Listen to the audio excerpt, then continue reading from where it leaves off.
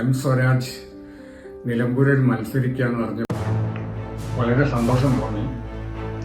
സ്വരാജ് എൻ്റെ യുവ സുഹൃത്താണ്, അനുജനാണ്. അപ്പോൾ നിലമ്പൂരിൽ മത്സരിക്കുന്നു എന്നറിഞ്ഞപ്പോൾ ഞാൻ മാത്രമല്ല സന്തോഷിച്ചത്, എനിക്ക് തോന്നുന്നത് നാടാകെ സന്തോഷിച്ചു എന്നതാണ്. സ്വരാജിനെ നിയമസഭ കാത്തു നിൽക്കുകയാണ്. ഇതിനു മുമ്പ് തന്നെ അവിടെ എത്തേണ്ടതായിരുന്നു. അപ്പോൾ വൈകിട്ടാണെങ്കിലും സ്വരാജ് അവിടെ എത്തുമെന്ന് നമുക്ക് ഓർക്കുന്നുണ്ട്. സ്വരാജ് വളരെ വ്യത്യസ്തനായിട്ടുള്ള ഒരു യുവ നേതാവാണ്. ഇപ്പോൾ സ്വരാജ് കേരളത്തിലെ പൂക്കളെ കുറിച്ച് ഒരു പുസ്തകം എഴുതി, വളരെ മനോഹരമായിട്ട് പൂവുകളെ സ്നേഹിക്കുന്ന ഒരാൾക്ക് മാത്രം ദൈവം കഴിയുന്ന ഒരു പുസ്തകം. അതേസമയം അതിൻ്റെ പിന്നെ വലിയ അധ്വാനമാണ്. അപ്പോൾ പൂക്കളെക്കുറിച്ച് പുസ്തകം എഴുതിയ സ്വരാജ് നിയമസഭയിൽ വന്നാൽ നിയമസഭയിൽ ആദ്യം സംശയമില്ല. അതുകൊണ്ട് ഈ യുവ നേതാവിനെ നമുക്ക് നിയമസഭയിൽ എത്തിക്കണം.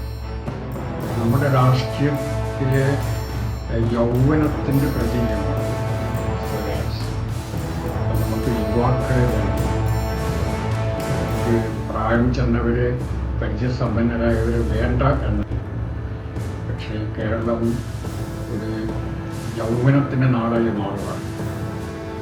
നമുക്ക് കൂടുതലായി യുവ നേതാക്കളെ ആവശ്യമാണ്. സ്വരാജിൻ്റെ മറ്റൊരു പ്രത്യേകത ഒന്നാന്തര വായനക്കാരനാണ്. എല്ലാ പുസ്തകങ്ങളും വായിക്കും, പിന്നെ പ്രഭാഷണം ചെയ്യും. അപ്പോൾ രാഷ്ട്രീയവും സാഹിത്യവും സമന്വയിപ്പിച്ച് ഒരു വ്യക്തിത്വമാണ് സ്വരാജിൻ്റെ.